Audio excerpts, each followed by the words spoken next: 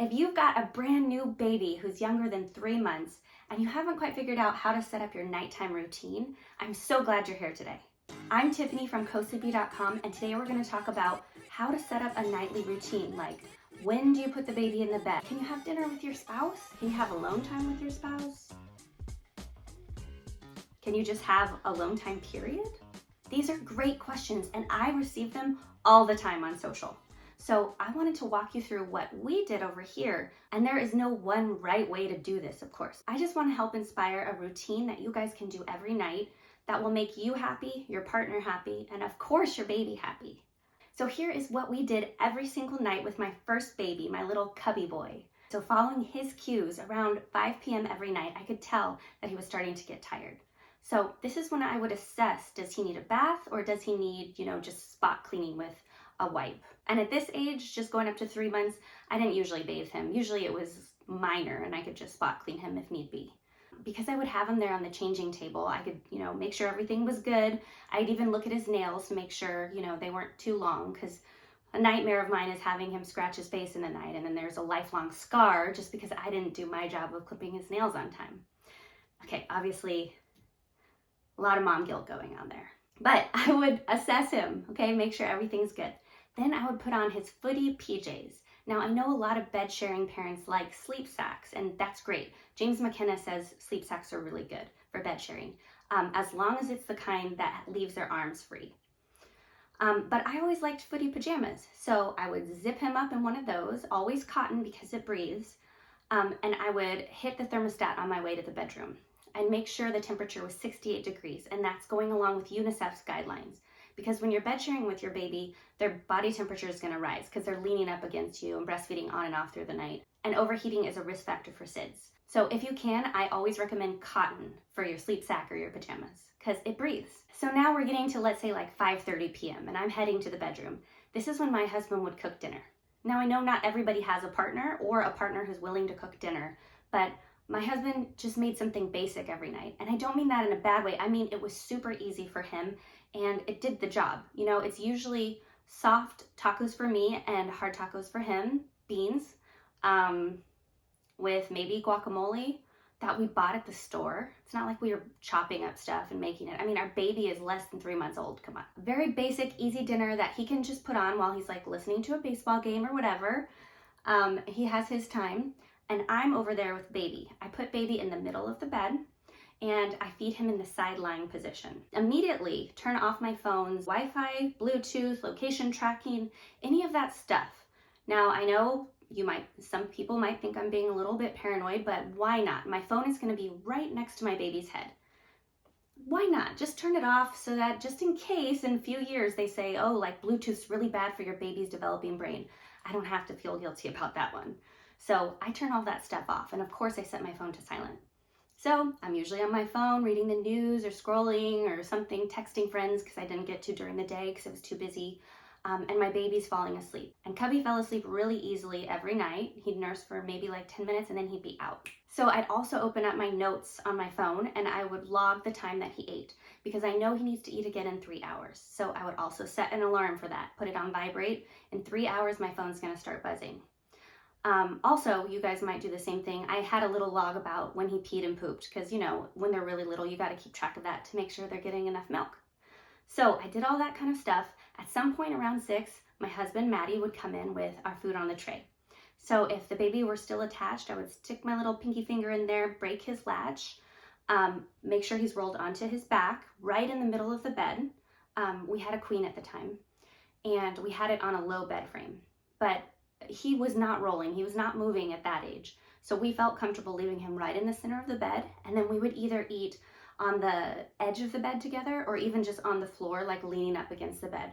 So we'd be like maybe 6 or 7 feet away from the baby, always like he'd be in the corner of our eye.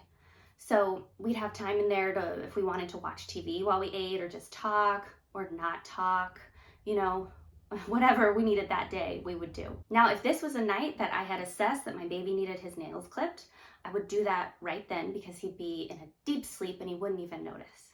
And then I had basically 2 hours before I needed to feed him again, where I could do all sorts of things in my room. And I know a lot of people think that if you co-sleep or bed share, you have no life. Your baby rules your life and you can't do what you want and you have no free time and they're attached to you. And no, okay? I'm talking about a baby who's 0 to 3 months old, right in the trenches in the very beginning.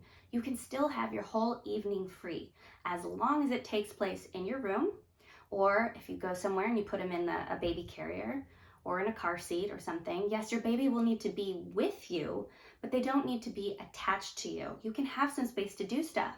Like, here's some examples of stuff that we did in our room. Watch TV, read books, take a shower while my husband kept an eye on the baby, caught up on texts and emails, lie next to my baby and take a million pictures, cry. Just saying, there's a lot of hormones, there's a lot of changes, it's hard. Some nights I think I just cried. Listen to audiobooks, scroll through endless baby pictures on my phone, smell my baby's head, sleep. Maybe I would immediately jump on the bed next to baby and go to sleep. It was 7 o'clock, but hey, I'm a new mom. I'm tired. You could pump so that you could have a supply of milk in your freezer. Maybe at this point you want to have some alone time with your spouse, your partner, to reconnect physically. I can just say that I didn't, not up until month 3. I was still going through a very painful recovery. So we cuddled. He gave me back rubs.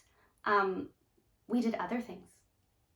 Now, at any point, if baby woke up, if he started to stir, I was right there. I could jump onto the bed, lie down in that cuddle curl position, and feed him. And with my baby, at least, Cubby, it was very easy to soothe him. Start nursing him, within a minute or 2, he's back asleep. Again, this video, we're talking about 0 to 3 months.